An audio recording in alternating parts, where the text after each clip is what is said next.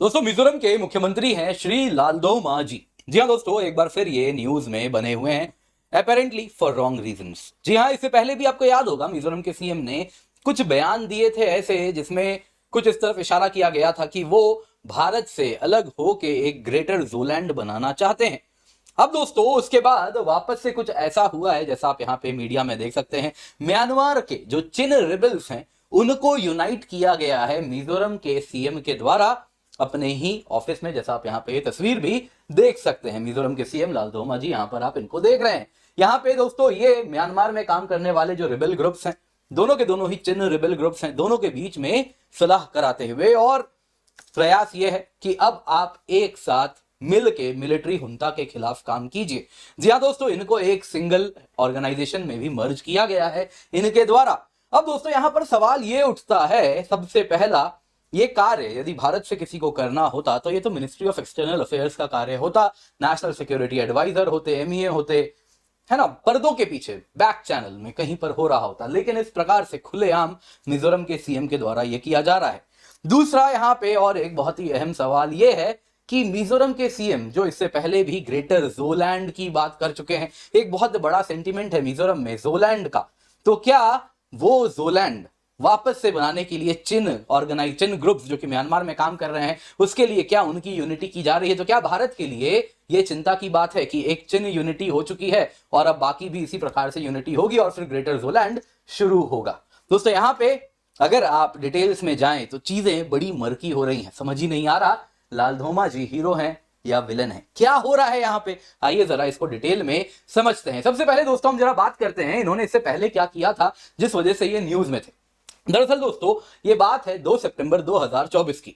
दोस्तों ये यूएस गए हुए थे। यहाँ पे अगर आप देखें तो मिजोरम डे था, मिजो डे था, और उसको वो यूएस में सेलिब्रेट कर रहे थे मैरीलैंड में। 2 सितंबर और 4 सितंबर दोनों दिन इन्होंने यूएस में 2 स्पीच दिया है।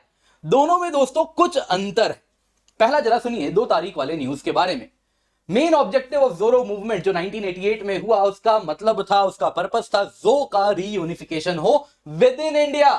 के अंदर जो people in India, Burma, Bangladesh के जो लोग हैं, बेसिकली जो कौन है दोस्तों, चिन, कुकी, मिजो पॉपुलेशन जो रह रही है भारत में और भारत के सराउंडिंग इलाकों में, उनको कलेक्टिवली जो कहा जाता है। तो ये जो लोग हैं, इन्होंने कहा मेरा सपना है क्या जो लोग इंडिया, बर्मा, बांग्लादेश में रहने वाले, क्या ये रीयूनाइट होके भारत के अंदर रह सकते हैं। उन्होंने कहा ये ज्यादा दूर, बहुत ज्यादा फार फेच्ड नहीं होगा, बहुत दूर तक सोचने की जरूरत नहीं है। इस प्रकार की पॉसिबिलिटी हो सकती है कि रीयूनिफिकेशन हो सकता है भारत के अंदर में। सवाल है दोस्तों ये कब होगा, और इसका जवाब मैं भी इंतजार कर रहा हूं। तो यहां पे अगर आप सेंटीमेंट देखें 2 तारीख को जो इन्होंने कहा था, इन्होंने बड़ा क्लियर कहा है, लो रीयूनिफिकेशन विद इन इंडिया। अब जरा यहां पे आप देखिए 2 दिन बाद न जाने क्या होता है, इनके कुछ सुर बदलते हैं। ये बार बार जो with in India, within India, within India री एम्फेसाइज कर रहे थे, ये करना छोड़ देते हैं। यहां पे भी इनका ये स्पीच है दोस्तों, ऑलरेडी मिजोरम सरकार का जो वेबसाइट है वहीं से मैं लेकर के आ रहा हूं। उसमें जरा आप ये लाइन पढ़िए कि क्या कह रहे हैं। आई वॉन्ट, यहां पे आप देख सकते हैं, I want us to have conviction and confidence की एक दिन भगवान की कृपा से, भगवान की शक्ति से हम एक नेशन, जिन्होंने हमें एक नेशन में बनाया, हम लोग एकजुट होंगे, एक लीडरशिप में एक कंट्री बनाएंगे। हमको अनजस्टली डिवाइड किया गया है, हमें फोर्स किया गया है 3 अलग अलग सरकारों में, 3 अलग अलग देशों में रहने के लिए। यह कुछ ऐसी बात है जो हम कभी भी एक्सेप्ट नहीं करेंगे। या दोस्तों इसमें इंडिया, म्यांमार, बांग्लादेश की बात हो रही है।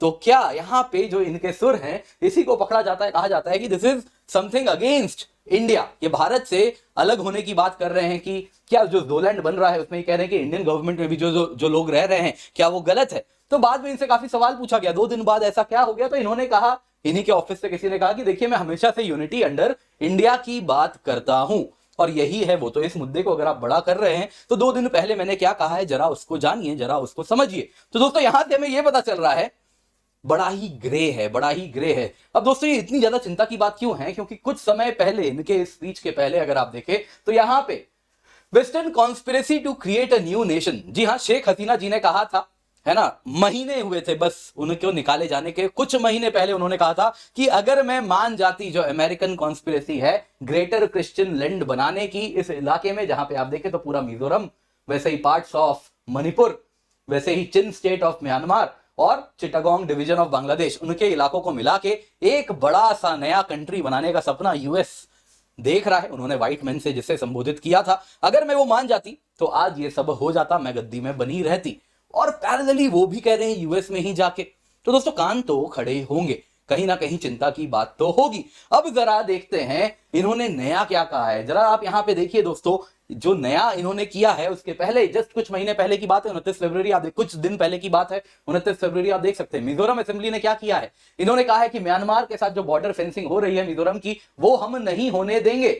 कारण है उनका कहना है कि ये जो ग्रेटर जो पीपल हैं, इनका रीयूनिफिकेशन कैसे होगा, अगर हम फेंस बना देंगे तो कैसे फ्री मूवमेंट रिजीम आप हटा देंगे, बड़ी समस्या हो जाएगी, तो ये हम नहीं होने देंगे। अब दोस्तों यहां पे ये भी हो रहा है एक तरफ। दूसरी तरफ अगर आप देखें तो हजारों लोग मिजोरम में कुकी जो ट्राइबल्स, जो कि जोलैंड के ही अंदर उन्हीं के निवासी जो पीपल आप कह लीजिए, उनको कहीं ना कहीं सपोर्ट किया जा रहा है मिजोरम के द्वारा। तो दोस्तों यहां पे काफी चीजें एक साथ अगर आप देखें तो कुछ पक रही हैं। तो आइए जरा नया देखते हैं, सबसे पहले क्या हुआ है, क्यों ये वापस मीडिया में आए हैं, क्या नया हुआ है। दरअसल दोस्तों यहां पे आप ये जो तस्वीर देख रहे हैं, दो मेजर रिबेल ग्रुप्स जो म्यांमार के चिन स्टेट में ऑपरेट करते हैं। यहां पे आप देख रहे हैं दोस्तों, ये जो म्यांमार का इलाका आप देख रहे हैं यहां पे, ये है चिन स्टेट। चिन स्टेट अब बहुत बड़ा है ये इलाका, आप देख सकते हैं भारत के साथ इसका बॉर्डर भी लगता है, काफी कंसिडरेबल पोर्शन है। अब दोस्तों चिन स्टेट में काम करने वाले दो फैक्शंस थे, दोनों के दोनों ही अगर आप देखें तो चिन फैक्शंस थे। एक है दी चिनलैंड काउंसिल, दूसरा है इंटरिम चिन नेशनल कंसल्टेटिव काउंसिल। अब दोनों ही चिन लोगों के रिप्रेजेंटेशन के लिए लड़ रहे थे। अब हुआ यूं, मिजोरम के सीएम के लीडरशिप में दोनों ही एकजुट हुए, एक जगह पे जमा हुए और एक मर्जर अग्रीमेंट साइन किया। मिजोरम चीफ मिनिस्टर लालदोमा के द्वारा यह करवाया गया है। अग्रीमेंट हुआ कि जो हॉस्टिलिटीज हैं दोनों चिन ग्रुप्स के बीच में, वो खत्म होंगी। मिलिट्री हुंता से अब हम मिल के लड़ेंगे। मिलिट्री हुंता कौन हुआ, जो म्यांमार में इस वक्त मिलिट्री रिजीम है जो कि उसे रन कर रही है, उसके खिलाफ उन्होंने कहा हम एकजुट होकर लड़ेंगे। दोनों ने ही मर्ज करके एक सिंगल एंटिटी चिन नेशनल काउंसिल बनाया है। अब दोस्तों यहां पे अगर आप देखें तो एक तरफ तो ये कॉज ऑफ कंसर्न है, क्या ये जोलैंड यूनिटी हो रही है, क्योंकि अगर आप देखें जो जोलैंड की बात हो रही है, उनमें जिन लोगों को एकजुट करने की बात हो रही है वो एग्जैक्टली यही है। क्योंकि अगर आप देखें तो ये जो जोलैंड सो कॉल्ड एलिजेडली बनाना चाहते हैं, उसमें चिन स्टेट में रहने वाले 1 मिलियन लोग हैं जो म्यांमार में रहते हैं, 1 मिलियन मीजोस जो मिजोरम में रहते हैं, 500,000 मिलियन कुकी जो मणिपुर में रहते हैं और हजारों कुकी जो बांग्लादेश में रहते हैं। इनका सो कॉल्ड टेरिटरी बने, इसी को वो जोलैंड कहना चाहते हैं। अब दोस्तों यहां पे अगर आप देखें तो बांग्लादेश, इंडिया, म्यांमार, इनके इलाकों को मिक्स करके जो बनेगा, this will be the so called Zoland. तो क्या इसमें चिन ग्रुप्स को यूनाइट करना, क्या ये एक प्रकार से जोलैंड की तरफ आगे बढ़ना होगा? यहां पे दोस्तों याद रखिएगा, इससे पहले जो मिजोरम की सरकार थी, मिजो नेशनल फ्रंट, वो तो क्रिश्चियन नेशनलिस्ट सरकार रही है। उन्होंने तो साफ साफ कहा था कि मिजो, कुकी, चिन, जोमी ट्राइबल्स, इन सब का एकजुट करना ही करना है हर हालत में। जो भारत, म्यांमार, बांग्लादेश में रहते हैं उन सबको एकजुट करना है। दोस्तों उन्होंने कभी नहीं कहा विद इन इंडिया, ये टर्म वो यूज नहीं करते थे, क्योंकि ये जो मिजो नेशनल फ्रंट थी ये एक टाइम में सेशनिस्ट थे, सेपरेटिस्ट से अलग देश बनाना चाहते थे। तो यहां पे अब दोस्तों क्या वही जोलैंड के तरफ वापस से लालदोमा जी भी देश को लेकर के जा रहे हैं और अपने रीजन को, अपने स्टेट को भी क्या वो लेकर के जा रहे हैं?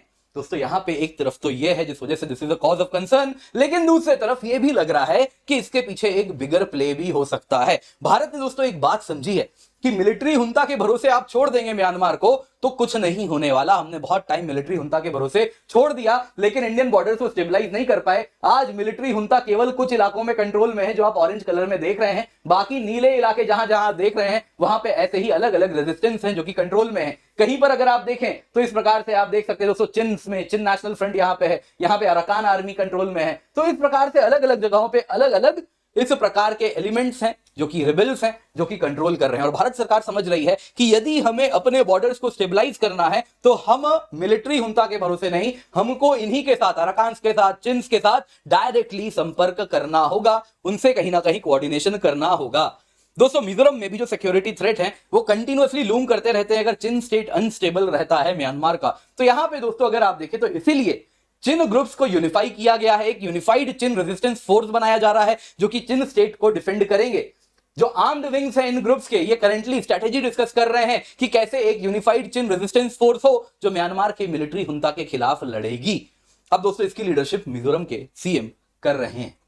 यहां पे दोस्तों अगर आप देखें तो सवाल उठता है इससे भारत को क्या मिलेगा। देखिए, एक बात आपको समझना होगा कि भारत अब तक जो इन इलाकों को उस देश के कंट्रोल पे छोड़ दिया था, अब भारत यहां पे नैरेटिव सेट कर रहा है। भारत अच्छे से एक बात समझ रहा है, यदि हम ये नहीं करेंगे तो यहां पे चाइना आ जाएगा, यूएस आ जाएगा, या अन्य कोई थर्ड प्लेयर आके यहां पे नैरेटिव बनाना शुरू करेगा, तो हम चीजों को अपने कंट्रोल में लेना चाह रहे हैं। अब यहां पे काफी सवाल उठेगा कि फॉरेन पॉलिसी स्टेट कैसे डिसाइड कर सकती है? ये तो भारत सरकार का काम है। आप कैसे मिलिट्री हुंता के खिलाफ लड़ने वाले म्यांमार में एलिमेंट से एक स्टेट कैसे नेगोशिएट कर सकती है, ये तो भारत सरकार का काम है। बिल्कुल वाजिब बात है। दरअसल दोस्तों, हुआ यूं है, जब से म्यांमार में मिलिट्री टेक ओवर हुआ है, तब से मिजोरम में 30,000 से अधिक रेफ्यूजीज हैं। कुछ प्रो डेमोक्रेसी एक्टिविस्ट हैं, कुछ मेंबर ऑफ पार्लियामेंट हैं, कुछ मिनिस्टर्स हैं म्यांमार के, जो वहां पे आके रह रहे हैं। दोस्तों, यहां पे आपको जानना होगा, तो मिजोरम डायरेक्ट एक इंपॉर्टेंट स्टेक होल्डर है, जो कि अगर आप देखें तो वहां के पॉलिटिक्स के लिए भी इंपॉर्टेंट है, क्योंकि वो जोलैंड वाला पॉलिटिक्स वहां पे बहुत इंपॉर्टेंट रोल प्ले करता है। दूसरी तरफ यहां पर सवाल उठता है, क्या इसमें ये करने के पहले, ये अलायंस बनाने के पहले, क्या सरकार को, भारत सरकार को कंसल्ट किया गया? क्या एमईए को कंसल्ट किया गया? तो यहां पे दोस्तों मीडिया में क्या आ रहा है जरा समझिए। क्या एमईए को कंसल्ट किया गया? बड़ा ही ग्रे है। एमईए ने कुछ रिस्पॉन्ड ही नहीं किया जब मीडिया ने उनसे पूछा, जो कि एक स्ट्रेटेजिक साइलेंस की ओर इशारा कर रहा है। क्योंकि अगर आप देखें तो वहीं दूसरी पार्टी क्लियरली कह रही है, Aizawl based advocacy group for piece का कहना है कि ये जो मर्जर की बात हुई दोनों ही चिन्ह ग्रुप्स में, ये तभी हुआ जब मिजोरम सीएम ने पीस टॉक्स फैसिलिटेट किया, और ये इसीलिए हुआ क्योंकि एमईए ने उनको रिक्वेस्ट किया कि आप ये कीजिए।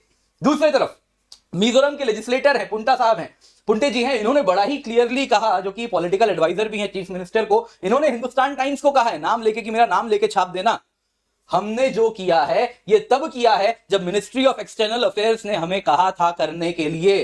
दोस्तों, यहां पे अगर आप देखें तो इससे ये पता चल रहा है कुछ बड़ा हो रहा है, something big is happening.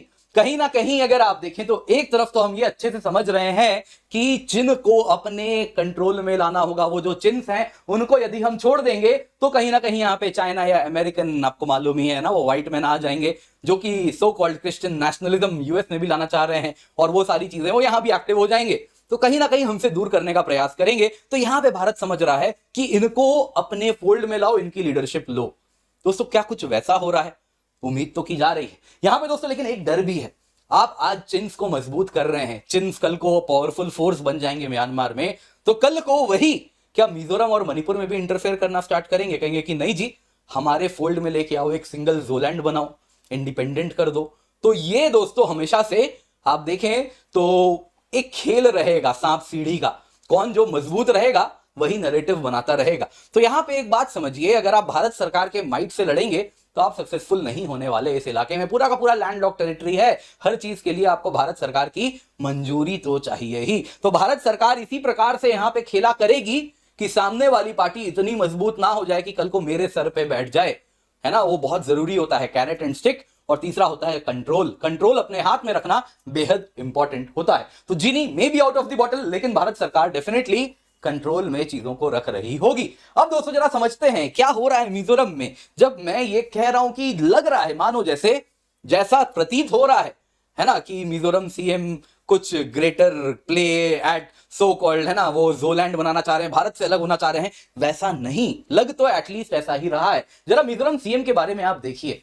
CM लालधोमा जी 2023 को पॉलिटिक्स में कहीं ना कहीं वो मुख्यमंत्री बने हैं। पॉलिटिक्स में उससे पहले भी थे, उससे पहले वो आईपीएस रह चुके हैं, है ना, गोवा कैडर, गोवा में पोस्टेड भी रह चुके हैं, एगमुट में होंगे। तो गोवा में पोस्टेड थे, ड्रग कार्टेल्स को उन्होंने वहां पे काफी उनके खिलाफ एक्शन भी किया था। ऐसा कहा जाता है कि ये कहीं ना कहीं अंडर कवर भी रहे, I don't know how true it is, लेकिन इस प्रकार की बातें होती हैं। मतलब इनके बारे में कहा जाता है is a very nationalist person, Bharat सरकार के लिए ही सेवा इन्होंने दी है, भारत सरकार के लिए ही काम किया है। खैर दोस्तों, वो सब तो क्या है, बाद में कहानी भी गढ़ दी जाती है, तो चलिए उस पर नहीं जाते। अभी जरा यहाँ पे जो चीज बिल्कुल ब्लैक एंड व्हाइट में क्लियर है उसको देखते हैं। पार्टी इनकी कौन सी है? Joram nationalist party. हुआ यूं दोस्तों, ये पॉलिटिक्स में आउटसाइडर थे। मिजोरम के पॉलिटिक्स को अगर आप देखें तो दो ही पॉलिटिकल पार्टी वहां पे कंट्रोल में रही है। एक तरफ आईएनसी कांग्रेस रही है, दूसरे तरफ मीजो नेशनल फ्रंट रही है, जो कि क्रिश्चियन नेशनलिस्ट रही है। ये अचानक से पॉलिटिक्स में पावरफुल बन के आते हैं और मुख्यमंत्री बन जाते हैं। दोस्तों ये 6 रीजनल पार्टी से जोराम नेशनलिस्ट पार्टी अलाई करती है, जोराम पीपल्स मूवमेंट बनाती है और पावरफुल मीजो नेशनल फ्रंट को हरा देती है। दोस्तों अगर आप जोराम पीपल्स मूवमेंट में देखें तो ये स्वयं आईपीएस हैं, इसके सिवा काफी अन्य आप देखें तो फौजी बैकग्राउंड से भी आपको एमएलएज देखने मिलते हैं। इसके सिवा जरा सुनिए, मिजोरम में यूनिटी ऑफ जो या फिर जो लैंड एक बहुत बड़ा पॉलिटिकल इशू है। जैसे आप समझिए भारत में हम कहते हैं अखंड भारत बनना है, ये बहुत इंपॉर्टेंट इशू है। कोई नहीं कह सकता नहीं जी हमें नहीं बनाना, एटलीस्ट कहेंगे हाँ जरूर एकजुट भारत था, हमें वापस, या फिर कुछ सिंपल शब्दों में चलिए आजकल तो क्या अखंड भारत के खिलाफ भी बहुत लोग आ जाएंगे कहने, चलिए मान लेते हैं पीओके की बात करते हैं। क्या कोई पॉलिटिकल पार्टी कह सकती है कि पीओके वापस नहीं लेना? नहीं, सभी कहेंगे हाँ लेना ही लेना है, भारत का अभिन्न अंग है।